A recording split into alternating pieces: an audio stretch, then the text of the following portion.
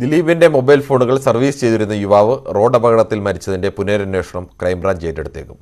കൊലപാതക ഗൂഢാലോചന കേസിലെ ആരോപണങ്ങളുമായി ബന്ധപ്പെട്ട പരാതിയായതിനാലാണ് പോലീസിന്റെ ഈ നീക്കം.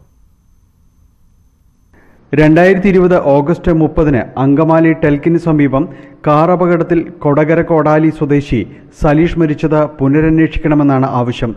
അപകട മരണമെന്ന നിലയിൽ അങ്കമാലി പോലീസ് അന്വേഷണം അവസാനിപ്പിച്ച കേസിൽ പുനരന്വേഷണത്തിന് പ്രത്യേക ഉത്തരവ് വേണം. പുതിയ സാഹചര്യത്തിൽ കേസ് ക്രൈംബ്രാഞ്ചിന് കൈമാറാനാണ് സാധ്യത. ദിലീപിന്റെ ഫോൺ സർവീസ് ചെയ്തിരുന്നത് സലീഷാണെന്നും ഇരുവരും അടുത്ത ബന്ധം പുലർത്തിയിരുന്നുവെന്നും സൂചനയുണ്ട്. പുനരന്വേഷണം ക്രൈംബ്രാഞ്ചിന് കൈമാറിയാൽ വിശദമായ പരിശോധന നടത്താനാണ് നീക്കം. അതേസമയം അപകടത്തിൽ ദുരൂഹത സംശയിക്കാവുന്ന തെളിവുകളോ മൊഴികളോ ലഭിച്ചിരുന്നില്ല എന്ന് അങ്കമാലി പോലീസ് പറയുന്നു.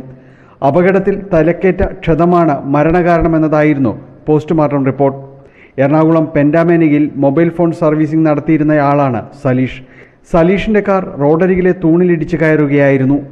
അപകടം സംബന്ധിച്ച് അന്ന് വേറെ സംശയങ്ങൾ ഉണ്ടായിരുന്നില്ല. അടുത്ത കാലത്ത് ദിലീപുമായി ബന്ധപ്പെട്ട ഉയരുന്ന ആരോപണങ്ങളാണ് സംശയത്തിന് കാരണമായതെന്ന് ബന്ധുക്കൾ പറയുന്നു. മരണമടഞ്ഞ സലീഷിന്റെ ജ്യേഷ്ഠൻ ശിവദാസാണ് അപകടത്തിൽ പുനരന്വേഷണം ആവശ്യപ്പെട്ട് അങ്കമാലി CIക്ക് പരാതി നൽകിയത്. ന്യൂസ് 18 കൊച്ചി.